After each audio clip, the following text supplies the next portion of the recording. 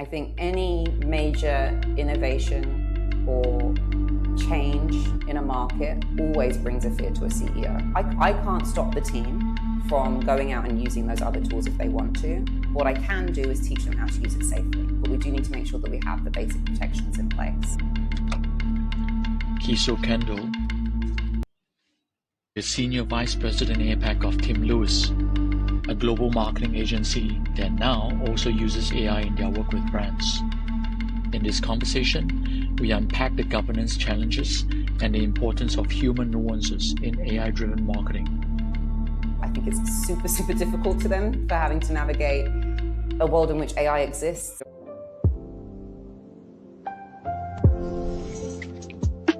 Keso, great to have you on the chair session. This is the first chair session. I'm glad, to be able to sit down together to really cut through the hype and look at what exactly is happening in the world on AI at the moment. So when I saw what you wrote on LinkedIn and we had a couple of exchanges, it really captured me, and I wanted to get you to talk a little bit more about that, to share with the wider community, because I think there are really important messages in what you are saying. But before we start, perhaps just very briefly, who are you? Sure. Thanks, Eric. So I'm Keso Kendall. I'm SVP at Team Lewis. Team Lewis, for those of you who don't know, is a global marketing agency. And so you may have the immediate question of, well, what do we have to say about AI, right? And I think, honestly, being in an agency environment, working directly with clients on problem-solving things around all of their communication, all of their marketing, it's actually given us a real front row seat to understand how this is adapting, both for us internally as an organization, but also externally, really understanding what our clients are going through on that front as well. And I would say for something like communications, like marketing, where we have a lot of deliverable-based work, there's a lot of pressure on us as well to implement AI in that work. And we're having to think really smartly about where does it make sense for us to adopt this and pull this in? And where do we actually need to stay resolute and stay focused on adding that human element? Because ultimately communications is a human thing, right? It's about how we, impart a message between each other. And I think there's a lot of really interesting questions and a lot of really interesting issues that AI is raising around what even communication looks like. And so, yeah, I'm really excited to have this conversation with you as well. It's something that we're dealing with every day as a team, to try and navigate and to, stay in front of what AI has to offer rather than being on that back foot and following. Amazing. That's exactly why I wanted to sit down with you. And you mentioned yourself as well as the team at Lewis has a front row seat, to what is actually happening, because a lot of times organizations or even your clients themselves, it's hard to cut through the clutter, and the fact that you have a 360 view on many things that's happening is amazing. And there's a lot to be uncovered in your opening. So let's dive into one of it. So the statement that you captured me was, you mentioned that you are seeing a bespoke nightmare of conflicting governance, fragmentation, and risk. Let's unpack that. What does that mean? What are you seeing? Yeah. So there's so many hurdles to overcome, it feels often, with AI, in a way that maybe wasn't the same case with other types of technology, right? When we moved to as a service models, that sure, were there things around kind of how that looked from a legal or revenue basis? Yes. But with AI, it's super complex, because you're kind of being asked to give over a lot of your data in the hopes that then you get something that's worth it coming back to you. And what we've realized is we can move as fast as we want to on our side as an agency, and we're moving pretty fast. But that's often then curtailed by how fast the client can move. And then even within the client, there are varying risk appetites and desires to implement this technology. So for example, most of the stakeholders that we speak to on the client side will be on the marketing and comms front. And they have a certain perspective of, yeah, we do want to use AI. We do see that there's value in us being able to get more depth of data, to get a faster read on some things, to be able to pull together lots of disparate data points into one dashboard a lot faster than we could have done before. So there's a lot of perceived value. But the second you then move that conversation outside of marketing and comms teams, you're then met with legal teams, you're met with IT teams, you're met with all of these other barriers of people saying, oh, we can't do that, or we need to do it based on this system, or what is the policy that they have in place? So there's really so many different hurdles for people to overcome that we have some clients who are wanting to run super, super fast and implement things, and they're all aligned internally, and that's great. But I would say they're the rare ones. We then have within a client some people who want to move really fast and some teams that are really, really, and rightfully cautious about how to implement this. And then we have some clients who are really direct and say they don't want AI touching any of the work that they do. They have, real fears about that. And, I understand some of our clients operate in highly regulated spaces where they need to be very careful with those things. But we're still at a point where the technology, I feel, is moving much faster than the regulation and governance around it. And so when you're in that mode, and this happens with a lot of different technology, but when you're in that mode, you are then asking clients often to take a risk, right? And to try to see if something works and they get the incremental gains from it that they want, versus having a set playbook of this is how it always goes, because we're kind of breaking new frontiers with some of these things sometimes. Exactly. The speed of the AI tools are just compounding every week, every month as we speak. Every 2 weeks, you're coming up with the new things. So sometimes I also wonder whether learning the current tool actually makes any sense. So when you see your different clients having different risk appetite, so how do they manage? Or are we, for example, for lack of an analogy, we have a Ferrari, but we are afraid to take the handbrakes off, and they are always reined in by legal. How does your client manage that? And in that sense, are they even getting the full advantages of what AI can offer? Yeah. Well, I think to build on that analogy even further, it's not even about being afraid to take the handbrake off. It's about, we don't even have the road and infrastructure in place to drive the car on, right? This is all really new. And so a lot of that does sit with us, right? As being on that side of, okay, let us chart that map together. Let us show you where we can go with this. And that's what we've done a lot ourselves. So, we've built our own proprietary LLM model. It's called Marketing Sidekick. Within that, we spent a lot of time building out different modules that we feel really can drive impact for different elements of marketing, right? And we've really tried to build this based on a marketer's mindset and what we think would be useful for them. But then it's then on us to then take that to the client and show them what that looks like, because they have no perspective of this. This is a brand new approach. This is a very different way of using these different tools to deliver for marketing. And so we do have to handhold them through that journey. We do have to take them through this and show them what that could look like. And I think that's the piece right now, is showing people what that endpoint could be. This is ultimately, AI is a behavioral change, right? It's a new way of working. It's a new way of approaching the things that we do, whether that is gathering data, whether that is reporting, whether that is ideating, whether that is content creation. That this is a new way of doing those things. And behavior change takes a long time to happen, right? You have to do it quite a few times for it to become habit. And there's lots of, trial and error. And what I found with a lot of clients, what I found even with our internal team, is their expectations of what AI can do is up here. And we're still probably here a lot of the time, right? And it takes a lot of learning. Exactly. It takes a lot of learning and iteration and understanding how to prompt and all of those different things to get you slowly up to here. And that's a real journey. And I think it's having to, set those expectations with people about where we can go with it and being able to sell that vision, but also making them understand that it's something that we have to kind of go on that journey together, right? So we're all learning to drive, and we're paving the roads, and we're building all of that stuff at the same time. That's exactly it. I love that additional analogy, the infrastructure. It's so interesting to hear that Lewis has his own LLM, because I've been talking about this thing for a few weeks about digital sovereignty, having the architectural literacy. That's exactly what it is. You need to have the control of the basic foundation before you even build on top of it. Like you said, build the paveway before the car can even drive on it. So that is super interesting. But you mentioned about legal teams, going through that.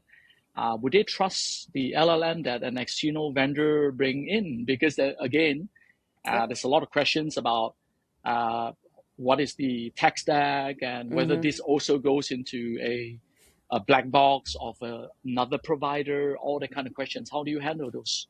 Yeah, so we're managing that on multiple fronts. One is with our legal team to make sure that we're adding into our contracts real transparency around the use of these tools, that our teams are equipped to have these conversations with clients as well and bring them across and explain in detail where that data is going and how it's being protected.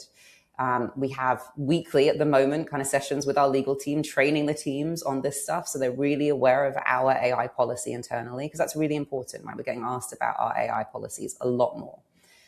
The other piece is technical, right? It is purely about having the answers to those questions. Do we have the right ISO certifications? What are the different tools that these are built on? How are we ring fencing this data? How is it being kept secure? How can we guarantee that, even if we have, within our teams, different members that are working on clients that could be considered competitors, how are we making sure that the data isn't passed between those teams, via AI anymore? So there's lots of this stuff in place that is stuff that we're also learning that we need to have answers to and that are becoming these critical points for clients. And then it's on us to make sure that we can step up and deliver on those fronts.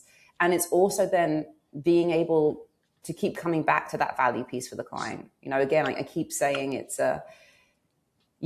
you don't win these things based off of reassuring people that we have the right certifications. You win these things based on vision and showing where we can go. And then we tick the boxes on the certifications, the legal pieces, all of that stuff. But it still is, where are we all trying to go with this? And how can AI help deliver on that first and foremost? Thank you. You also touch on a very important point, which I want to get more of your thoughts on. You spoke about the fact that the different governing laws or policies are different all across borders, across countries. It could be even sometimes conflicting governing policies within the same market. I was reading up, a couple of things before our chat. As of early 2026, there are 72 countries have proposed or enacted more than 1,000 distinct AI-related policy initiatives. There is a lot of governance mess, as you mentioned early on. So even with your own LLM, what are you seeing? My concern is still no one knows what's going on. How do you get that confidence from the legal team that, hey, we are doing this the right way? Yeah, I mean, what we generally see with things like this is the innovation comes first, right? There's some sort of spark, then business, corporate comes second, then government comes third, right? They're always that little bit behind to kind of see where this plays in the market, how we regulate and put controls and barriers around it. And we're in that stage now, right, where the governments across the region are realizing, okay, we kind of do need to have some policy around this. We need to offer guidance to people. We need to help with things like fraud and protection for people under AI as well. So they're beginning to put these things out. But what you'll also notice is there is a huge desire from a lot of the countries across the region. And again, I think every single government in the region has some sort of AI framework, AI roadmap that they're working towards, right? They all see the potential in this technology too. So we're in that kind of balancing point of, we don't want to put in too many barriers. We don't want to make this too difficult for people, but we do need to make sure that we have the basic protections in place. And that's basically, our approach as well when we're doing that kind of legal and compliance view ourselves and within our own AI policy internally is, of course, first and foremost, we have to ensure that the data is kept secure. That is a basic requirement, right? But after that, really we want to give people the freedom to innovate and to try things and to within this black box. That's why we created our own LLM, right? That way we can control it and guarantee certain qualities around it. Within this bit, then, we want people to be able to try different things and to be able to brainstorm. I think ultimately that's still where regulation is right now, is governments are putting some ring fence around it and being careful about ensuring that, different companies do have those right bits in place in terms of security, but they are also putting a lot of funding into, offering different startups, companies to try and adopt these different technologies to make sure that, hopefully they can bring them to bear for their local population as well. Totally. Speed versus safety. Again, if we use the analogy of a Ferrari again, you can go very fast, but you need to be safe. And as all these things affect the organizations and the companies and brands, ultimately they also hit the people, right? So the people part, which we will spend a little bit of time towards the end of our conversation talking about it, because that's where the heart of my conversation lies, right? How do we maintain the digital literacy and sovereignty of the people?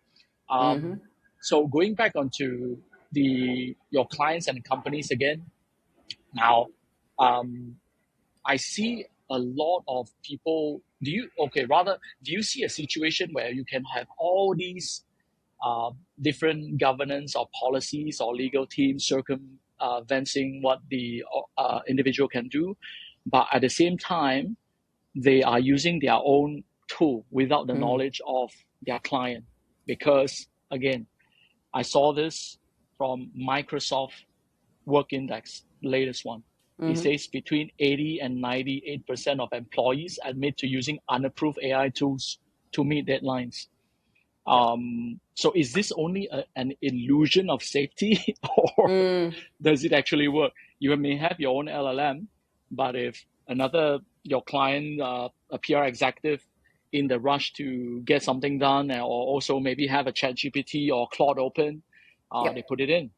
And we don't know what they put in. It could be sensitive information. It could be the annual results of your client. You don't know where it goes. So do you see this happening, and is that a worry, and how do you manage that?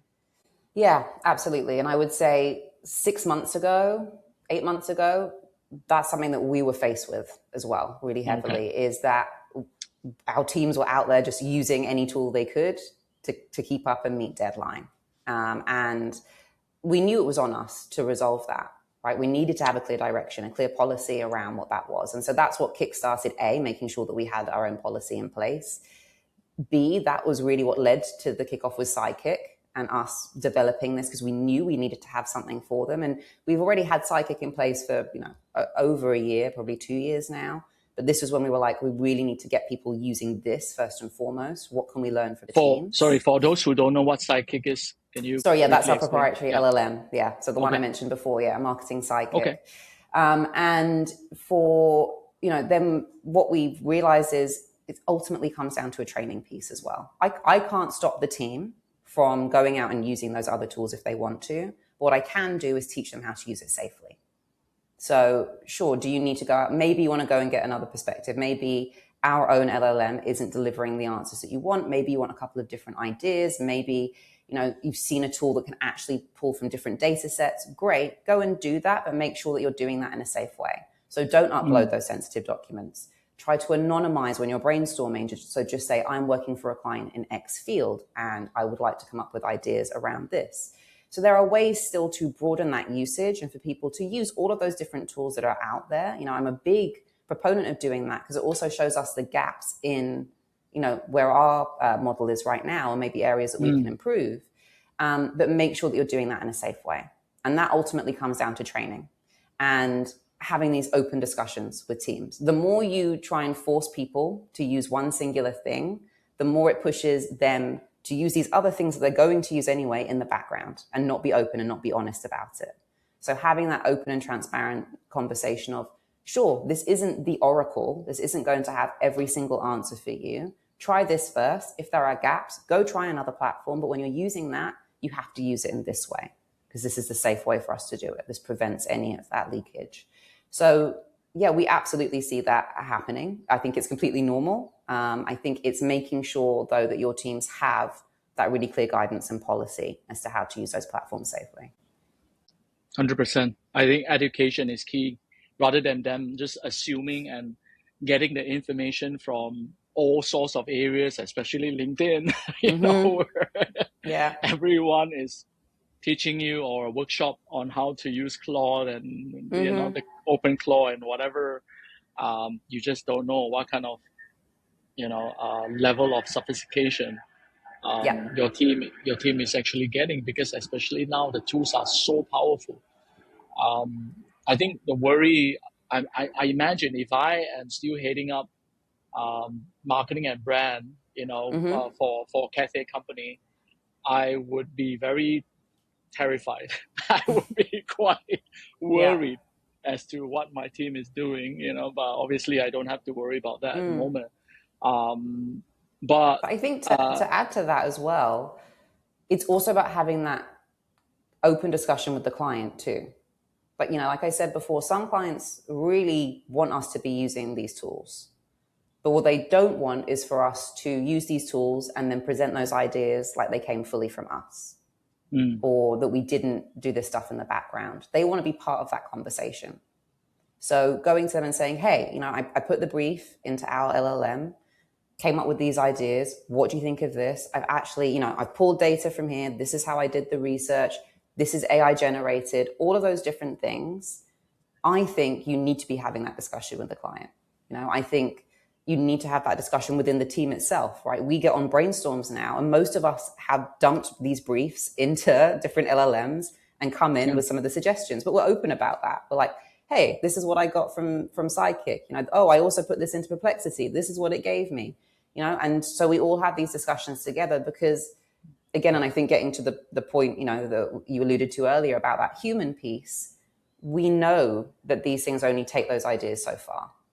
And that we then do need to ideate on top. We do need to take what is maybe, oh, that's an interesting concept, or I like this tagline, but it, you know, how do we actually execute it? That's where that human piece comes in. That's the really important piece that we need to add on top as well. 100%. And we haven't even gotten to the part where the AI hallucinates. It's amazing, because I've been using it, especially most recently, a lot. It helped me a lot. The way I use it is, obviously, it does a lot of research for me. It helps me with the writing, you know, but the strategy, the thinking, and the final piece still lies with me.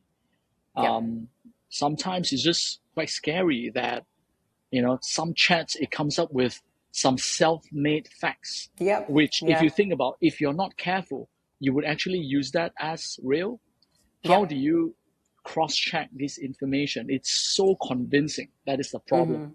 Even if it doesn't exist, it's super convincing. And I checked, like, no, this doesn't exist. It has a lot of mistakes. So, which actually brings me to a great bridge to my next question. Do you think CEOs are terrified of AI? Do you see your clients really afraid of AI? I think they are and they aren't. I don't think they're uniquely terrified of AI. I guess I put it that way. I think any major innovation or change in a market always brings a fear to a CEO, because it's, how do I adapt this company to meet X? How do I respond to this? What does this mean ultimately for the future of my business? But I wouldn't say that AI should be treated any differently from any other kind of wave that CEOs have had to ride, right? And there's a lot going on in the world right now. There are lots of different waves that CEOs are being met with. And AI is just one of them. Now, what I do think is AI comes with its own unique pressures. And I think the way that AI has been talked about in media, has been talked about in popular culture, has now led to a place where there is a lot of pressure coming from, you know, boards, investors, CFOs of, this should just deliver savings, right? This should just be a quick win for us. We apply it, great. You know, we can reduce headcount by 30% and we're all happy, but we've got the same output. That's not the reality. Reduce headcount and improve bottom and line improve at the product. same time. Exactly. It's the dream, right? Oh, great. Exactly. But what people are realizing is that's not the case. Literally, that's not where the technology is right now. And B, that actually AI is being implemented in a way that isn't a clear like for like for a singular role. It takes on elements of certain people's roles, right? It helps with certain parts of delivery, but you still can't then say, oh, it's going to deliver X amount of staff force reduction. Now, even with us internally, we are constantly looking at, do our team structures now make sense in light of things like AI, in light of a lot of the automation that we can do in some places?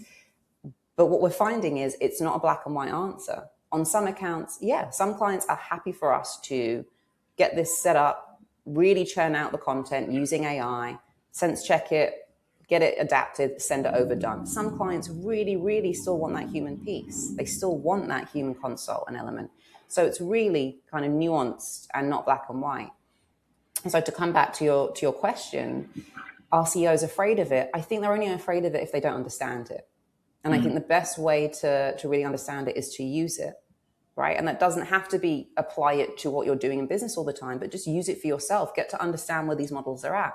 To your point, the hallucination piece is fascinating to me. The way that AI can take one thing and hold on to it. You can tell it that's not right, but it will hold on to it and it will bring it up again and again and again and build a whole argument and a whole thing around it. And to me, in some ways, that's reassuring because I'm like, good, this thing isn't, a complete oracle and completely right about everything. But it's also scary because then that does require us to maintain that high quality, that high standard of checking this and still sense checking everything.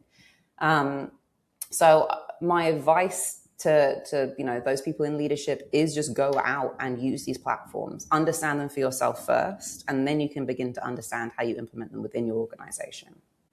It's just so interesting to me. Again, before we meet, I was just looking at, the areas that we're talking about. KPMG tech report just said that AI just jumped to the number one risk issue for CEOs ahead of war, economic turmoil, and cyber attack. It's the number one risk at the moment. And get this is even more interesting. Boston Consulting Group said they surveyed 1,500 CEOs and 15% are intentionally going slow. They are a little bit afraid of it. But you're right. It's really about knowing it and putting the right, or rather having the right conversations. There are a few companies in Hong Kong now starting to adopt the chief AI officer. We see a couple of them. Do you think that is the right move? And pros and cons of having an additional layer? Is that going to make a difference? Or is he or she going to just be another governance in the absence of proper legal? Yeah. I think that's the critical piece, right? It's definitely worth having this role if that role is about vision for the implementation of AI within the company. So someone who is ambitious and forward-looking of this is how I want to use this in the company. This is where I see the opportunities. These are the problems I want us to solve with AI. I think having that role is really important. We have a similar role within the agency at the moment, person who's in charge of marketing sidekick. So what you don't want that role to be, though, to your point, is a governance role, is someone who comes in and is like, okay, I'm going to make sure that legally, commercially, from a technological standpoint, that we are all set up for these things. We have those existing functions within companies, right? They should be able to help build and scaffold around this. What you want is someone that's pushing it forward to say, no, I want to take us here. I want to get us all the way over here using this technology. How do we get there? And to hold those people accountable to pull those things together to deliver on that system. So I think it is interesting. I think I'd be intrigued to see how many companies end up implementing it. I think it obviously has more relevance in some than others, but it's definitely, an interesting one. Especially in high stakes organizations. HSBC just hired one, Manulife just hired one. You're dealing with finance, you're dealing with insurance, people's lives.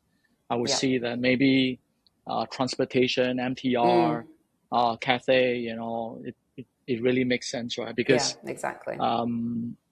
Obviously they need to afford another C-level, but at the same time, I don't see a lot of current C-level or even the board truly understand what AI is. They are also being just fed either the Kool-Aid, or the doomsday sayer. They get all this different information, and how many of them actually have time to go sit on the workshop to get to know these different tools? Exactly. Especially that it progresses so quickly. I do see that if a company has the capability to adopt a CAIO, I would 100% suggest that. Someone who can become the glue or making sense of what AI truly is. Because, sometimes, again, no matter what it is, you are still dealing with a team and a group of people. Politics get in the way, right? Politics always get in the way, no matter what new technology came about. We've seen so many, right? Remember the Web3 buzz 5 years ago? We've got to do Web3. Everyone wanted to try. Okay, that didn't really work out. And then there was the virtual reality. Remember that too? Yeah. After VR, there is the tokens, the oh my NFTs. Gosh, yeah. Remember the NFTs? Everyone is doing NFT. We need to have our own. What happened to that? Yeah. But I think people are starting to realize that AI is different. It's not a trend. It's already here. Yeah. Which is why it's really important to be transparent, as you mentioned, rather than pretending, having the pretense that we know what we are talking about. Because a lot of times the risk and what's at stake is huge. It's huge. Claude, I think it is Claude, just erased a whole customer database of a company a few days ago, right? And I think there was this coffee shop owner, I think in UK, was trying to play around with having AI oversee the whole cafe, and just within a day, it signed a whole new utility bill for him for 2 years, and then it bought I think 10 or 15,000 worth of some kitchen towel which they never need. It made all these decisions, So my point is the repercussions are real. And I don't even want to go into the area which is a separate area of personal safety. It's very sad, hearing all the different stories about hallucination and people trusting AI and really doing stuff according to AI. That's a whole separate part of it. But I want to move towards more the human part, of our conversation. But before that, is there anything else you want to talk about in terms of the organization, corporate part of this whole thing? Yeah, I think just one other thing that struck me when you were talking is, we talked about some of maybe the more fad innovations that we've seen over the past 10 years. But I look at AI as another kind of technical evolution similar to what we saw with virtualization. So when I started my career, 15 years ago now in the UK, it was just off the back of the wave of as a service, right? We're moving to software as a service, platform as a service, infrastructure as a service. And this move to the cloud, right? And the cloud was this big buzzword that some people understood, some people were afraid of. CEOs were under pressure to adopt because, oh, great, it kind of breaks down all these silos. But wait, we're giving our data over to these providers. Are we sure that it's kept secure? And if you look at a lot of the conversations that are happening with AI, they're quite similar to the conversations that were happening back then. I see AI more as something similar to that virtualization piece versus like an NFT piece or, some of those different things that we've seen before. This is an incremental change in technology. And these things have a ripple effect through an organization and through how we approach work and how we think about work. And ultimately, they don't end up quite being the full lofty piece that maybe we expected them to be, but they do end up changing the way that we work and some of the ways in which we do business. And I think that's what we need to think about with AI, right? It's this, we're going through a little bit of a change of how we structure and implement a new type of technology within our organizations.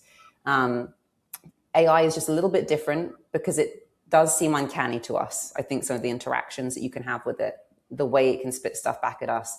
I think sometimes people get afraid of, oh my gosh, maybe this idea is better than an idea I could have come up with by myself. But it hasn't done that on its own. You've still had to prompt it to get there. It's still leveraging human data and human insight to pull that all together, to put it back out.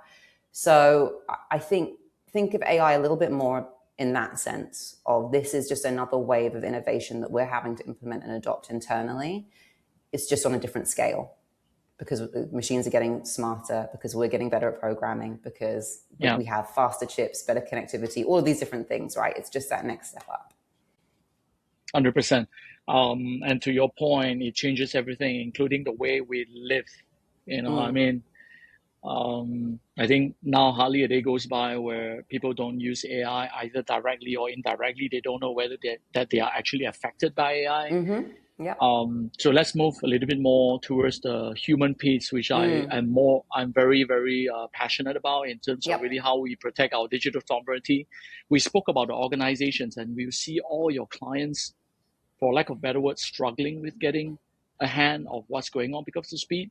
So what hope does the average person at home have to actually know how do we protect ourselves? And I'll start with that, and perhaps you can jot a little bit of discussion. Now, an AI trends report say that 91 to 97% of us click accept terms of service. I think myself guilty as well, without looking at a single word. And one of them actually did a prank that 98% of users agreed to a fake term, including giving up naming rights to their firstborn child. And they did it. So I'm just trying to highlight a point like, okay, organizations are struggling. So how about the individual? And I'm the same, in a rush, how many of us read the terms?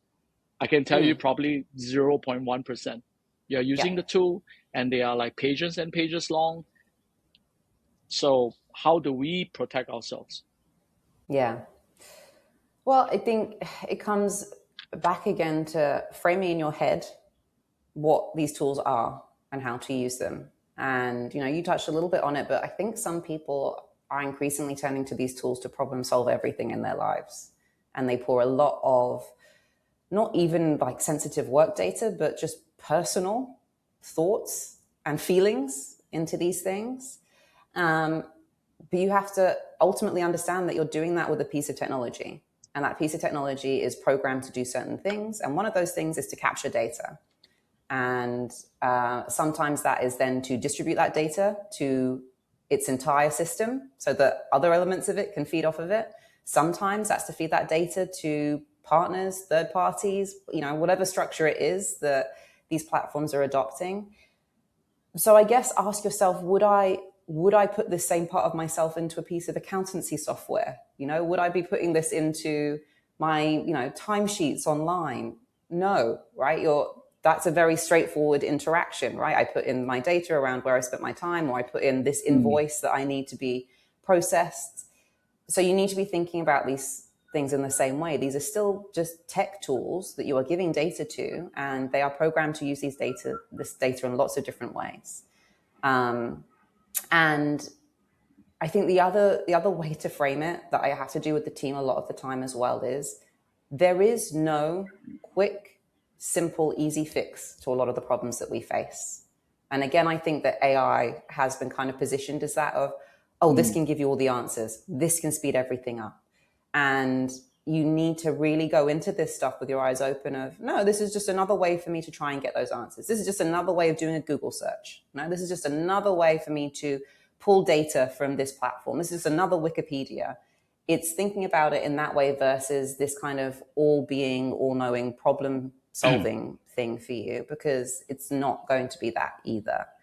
And so really understanding how to use it. One of the things we've done is it's a requirement for all of our team now to do the Google Essential Prompts training.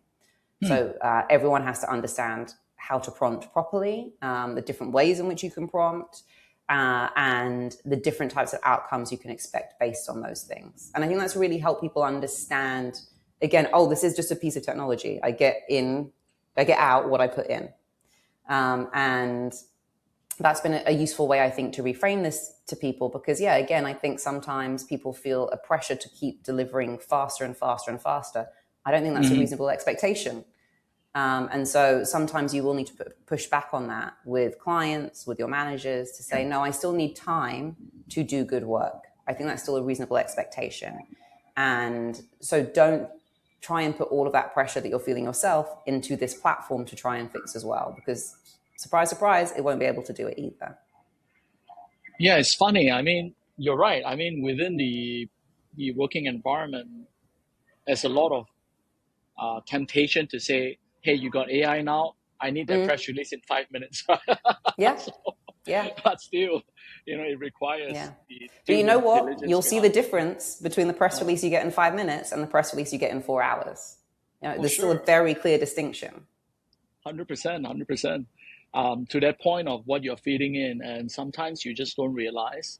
I remember I was in California about 2 weeks ago. That's when I reached out to you. I went to this city called Folsom, and as I was prompting my Google Gemini, without me asking it, it actually said that, hey, you are in Folsom now, why don't you do this? I'm like, I never told you.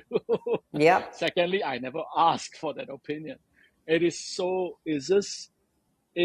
The boundaries get very blurry, and I find myself already someone who is quite careful and educated in terms of what AI is and what to do with AI, but still sometimes it's super hard, So maybe more for you, like personally, like where, with your family and all those things as well, where do you draw that red line? Like, I'll just give you some example. Would you upload any photos, or where's the line for you? Yeah. I think one thing, again, to remind people of is this technology is also designed to try and keep you engaged. That's what it wants, right? It wants to keep getting you to input into the system, because to the system, it's valuable. It's getting more data. It's getting more things that it can read off of. It's also just meeting its own internal KPIs of that level of engagement. You'll notice, for example, with Gemini, the end of everything that it gives back to you, it'll ask another question. It's trying to keep that engagement going, because it's designed to do that. It's on you then to stop and step away and be like, I don't need any more from this. I've got what I need. Don't get pulled into that cycle. In terms of my own red line, I think I don't use AI that much for my personal life still. Again, maybe that's just because I'm slightly older. I'm fine to go to Google and search for stuff myself and pull that information together versus putting it into something to be like, hey, plan a whole day for me. Hey, what should I cook today? My brain hasn't switched that way to myself personally. I keep that more for work. I am cautious about things like data and privacy. I have a 5-year-old son. We try not to upload that many pictures of him to social media. I don't want him in that algorithm before he chooses he wants to be himself, right? I want to give him that option to decide how he appears online. Because I know for myself, there are loads of different companies out there that have tons of data on me, and think they know who I am and use that data to try and feed me stuff. And that's based on decisions that I've made, right? To your point about the terms and conditions, I have made decisions not to read all of those. I've made decisions to click on affiliate links I know will then change my algorithm in different social media platforms. I know all of these different things, but I try not to make those decisions for my son, for example, because I feel like that's up to him to come into this online digital world fresh and make those decisions himself. I think that is very commendable, and I 100% agree with that. Leaving that decision to himself to make, because it is a big thing, and there is a whole education piece about what you're saying as well, which we probably won't touch on today because there's another whole different piece. But I want to touch upon one point you made, and I feel that has worked for me. I like to Google search myself still as a point of cross-checking Google Gemini against itself. Right? It will give me an answer. I will take all that and I'll put it back onto the search with pages and pages. I'll look at what is on the first page. I will jump to the 5th page and see whether it is still there. And then I will cross-reference on the factual intensity or the foundation of what is actually giving me. And more often than not, a lot of times I see that it is not standing on strong ground, as it is. I mean, don't have to look too far. Even as recent as last night, I was doing some research about another person that I'm potentially going to interview. And it gave me the background of who this person is. Interestingly, it's super convincing about the work in AI. But I saw if I did not cross-check, I would not have found out that there are two people with the same name, both in AI. Right. Both in AI. Yeah. If I use that, it would be totally off track. Yeah. Right. And Gemini was very convincing. It says, until I say it's not the right person, you are right. This is not the right person. Yeah. You're supposed to be smarter than me, so that has worked for me. You got to do your own due diligence. I know some people do similar things where they put the same prompt in different tools at the moment. But again, if it's an AI tool, it still hallucinates, which is why for me, it's still more about your own manual searching still has certain value. That is for me, right? And also your point you mentioned about prompt trading, very, very smart. I think that is critical, because rubbish in, rubbish out.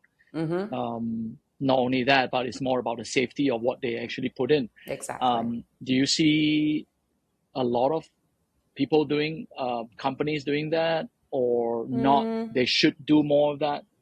Yeah. I wouldn't say I've heard a ton on the client side about prompt training. I'm sure some do. But yeah, I mean, for us, it's been a really worthwhile investment to have the team really understand how to do that and to build prompts better. It's just enabled us to get, stuff far faster, far better quality out from these platforms. But again, to your point, one of the things that in the prompt essentials training is about source checking and being able to understand when it does come back with these things, to be able to interrogate it on where did it come from, and to be able to spot hallucinations and to feed back on hallucinations. So all of that stuff is covered in these things, because it's really important that we do challenge what comes out of there and that the teams know how to check these things properly. Right? If we're brainstorming from an idea and we just want to come up with, some clever angles or a fun strap line, AI is great for that. We don't even need to do the source checking, because really that's just like, oh, does that land with me? Great. Then I can take it and kind of run with that and build that out. But if we're doing research, right, if we're trying to understand, what are some of the critical, regulation in this market around a particular thing, or, what's consumer spending like in this market, it's great to pull that together initially and to give you a top line view, but you absolutely have to go in and check those sources. You need to make sure that you understand where that's coming from. And clients certainly are still asking those questions. They are still like, okay, well, but what's the source on this? Where did it come from? How confident are we in the data? Can you share the report? So, we are being held to that high standard, which is good, because the teams need to be able to deliver on that as well. But amazing. Yeah. To your point, though, it still then showcases to me the value of having humans using these systems and the importance of being able to, for me and our work that we do, there are really twofold parts, right? There is one, which is, to your point, the analytical, critical view of where did this come from? Is this data correct? How can I also take lots of different pieces of data and pull them together into something that feels coherent, right? How do I land on a singular insight from all of this, for example, which are often challenged to by clients. But then there's also, for me, probably the even more important part, which is the creativity part. Now, a lot of the work that we're tasked with doing as a marketing agency is, how do I tell this story? How do I connect with these audiences? How do I reach these buyers? How do I compel them to look at me over a competitor? And there's something really, really deeply fundamentally human in that. And so AI is great at sparking thoughts for us. It's great at helping us move in a certain direction. But I still see what comes out from it. And I'm like, this isn't human. this That's isn't right. quite there. This isn't quite there. It doesn't quite hit. It's not this thing that, oh, you read, an advert on the MRT or the MTR and it makes you smile, like, that's smart. AI isn't quite there yet because there's that little bit of human nuance in humor, in what's topical, in what's trending, all these little bits and pieces that AI still can't quite deliver on. And so for me as a marketeer, it's still reassuring to see that there's a still real human piece that we can add on top that is that really critical value add. I 100% agree, and I see the same thing. The human nuance is a great way of putting it. It is just different, and I think for someone like you and me, or rather this current generation, we have seen the era without AI and with AI. So when you get something from AI, you just can kind of taste that it's different. It comes from that experience, right? Because after all, it's just a rehash of everything just jumbled up. What will happen for the new people who are native AI that may not have, that before AI era, like what we have seen? Do you think, how do we bridge that divide and train them to have that flavor, that tasting? Yeah, I mean, it's difficult, right? I think all we can do is think about what in our own experience kept us human, kept us understanding that piece. And it's something that's in my head all the time as a parent, right? Of how do I keep my son grounded in things that I think are important? Things like long form content, for example. I still love to read a long magazine article. I like to read reports. I like to watch films, So all of these things that feel long now to, a lot of our Gen Z employees, for example, who are used to social media cuts, TikToks, things moving super, super quick, super fast.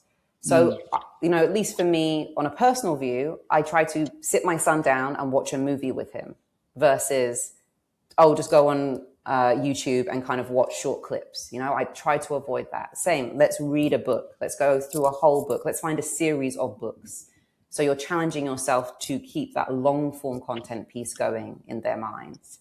So it's the same when it comes to AI and creativity and things like that. What is art? What do I find interesting in the world? What do I find inspiring? AI can't quite deliver that in the same way. So I think it's making sure people are still flexing those muscles, right? And look, I leave a lot of that to the educators of this world. I think it's super, super difficult to them for having to navigate a world in which AI exists. We're seeing a lot of that happening in academia right now. How do you even know if someone's written something themselves? How do you fact check this stuff? How do you actually evolve to incorporate AI into some of this writing instead, right? So I don't have the answers to all of that in that sense, but what I do as a parent, as a leader within this company, is I still try to challenge people to think on their own. And I try to challenge their ideas, and I try to get them to challenge what AI is giving them as well, to keep that part of their brain sharp, that analytical part sharp. I think there is value in struggle, right? And it's something that I've been thinking a lot about as well, because essentially the brain is a muscle. The less we use it, the more it contracts, and the more we use it. So struggle is good, and we keep talking about struggle is an essential process to growth. It is the same thing here. When we invented cars, of course, we didn't have to walk to work, but some of us still want to run for health.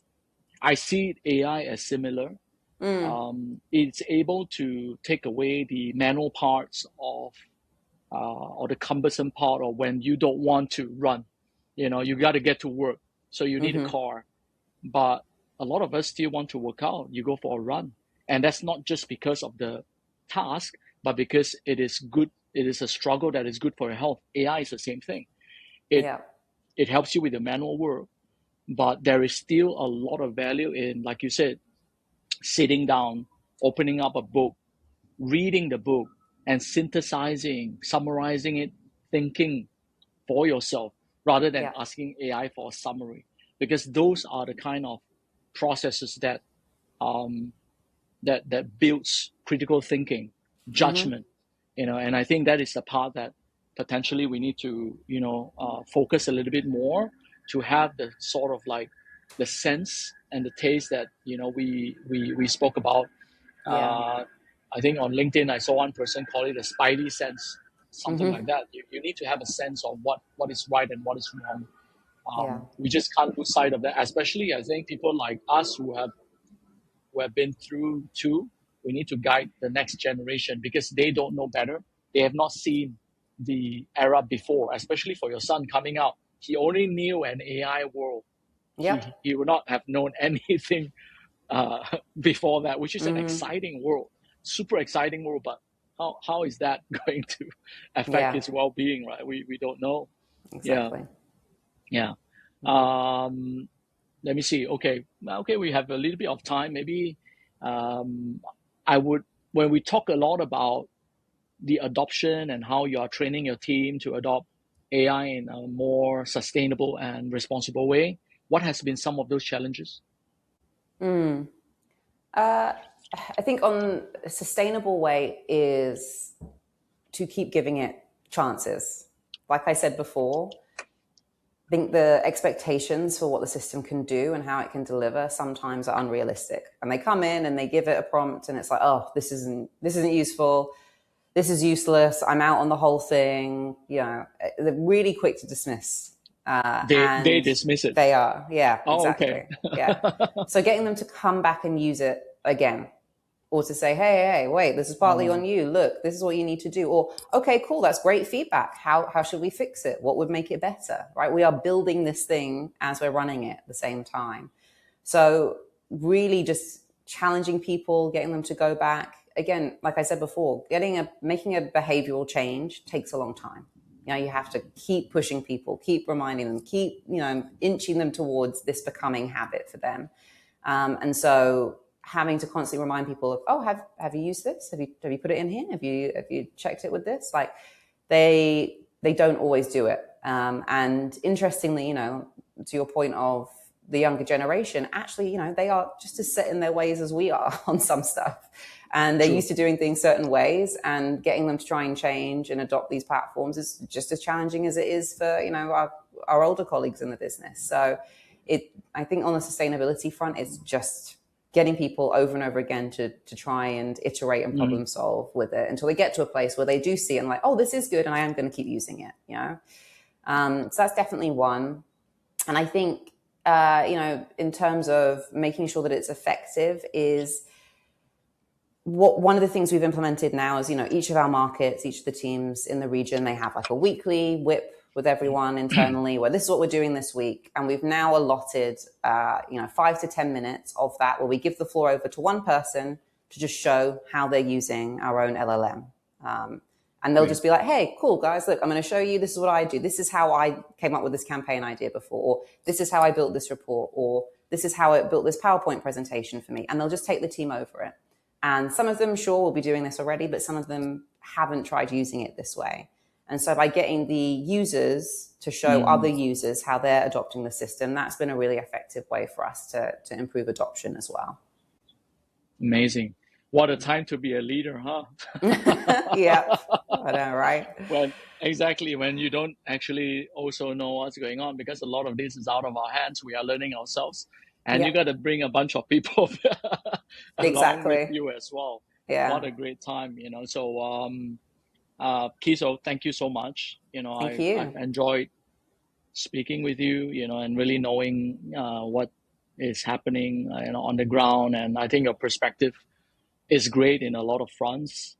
I do believe that a lot of people will benefit from hearing this, which is why I want to start, this podcast called the Chair Sessions. I think we will have some people looking at it, but hopefully, we get the message out there in terms of, what is the right thing. I believe, or rather uncovering the right questions and push away the hype of, let's use more, do more. It's like just a barrage. It's two camps, right?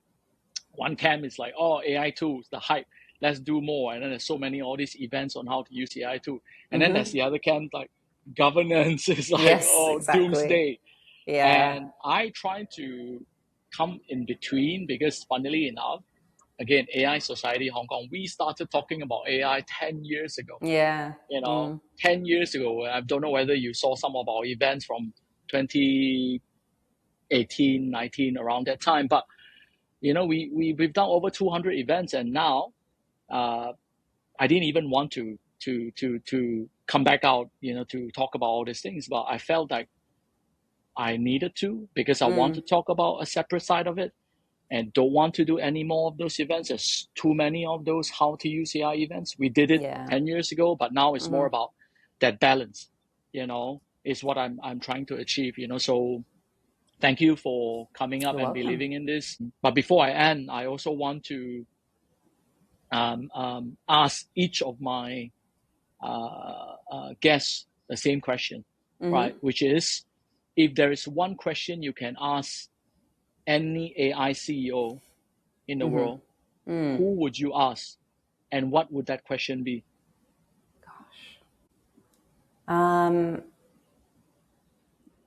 I don't know who I would ask, but the question would be, why did you create this software, and what was your intention when you created it? I think that would be what I'd like to know. Do you think we got a straight answer? Absolutely not. Absolutely not. And look, I think some of those answers, if they're true answers, some of that might be purely commercial, right? Which I understand and is a little bit my fear sometimes. But the ones who can answer that maybe they had a bigger vision, those are the platforms I think I'm more interested in. Yeah, the amount of power that these AI CEOs hold. Yeah. It's scary. It's really dumbfounding, the amount of things that they, I wrote a piece about, Anthropics and my thoughts, because when I looked at it, I'm like, what is going on? It's changing right before our eyes. So yeah, I mean, maybe one of these days we come to the true intention of, how and what they want to do with the tool. Yeah. Anyways, Keso, amazing, talking to you and seeing you again, and seeing you doing so well in Lewis, and the new stuff that Lewis is coming up with. I look forward to, hearing more about those LLMs, and the adoption of how, the clients are adopting or believing in the tool, because I 100% agree that you need to build your own infrastructure, or rather a level that controls, what goes in and comes out from the AI tool, or else there is just no control at all. And, your clients are the ones who can afford to hire a PR agency, but there are still a lot of SMEs out there who cannot, they are just relying on just what's out there. The enterprise solution that costs like maybe $30 a month. They're relying on all these things. Exactly. And I believe these are more the people, or rather the companies, who really need a firmer understanding of how this can affect their whole company. Yeah. Agreed. Anyhow, thank you so much for your time. Thank you. Okay, perfect. Guys, if you found the episode useful, please subscribe, and I'll find more speakers like that to talk about all the various issues surrounding AI.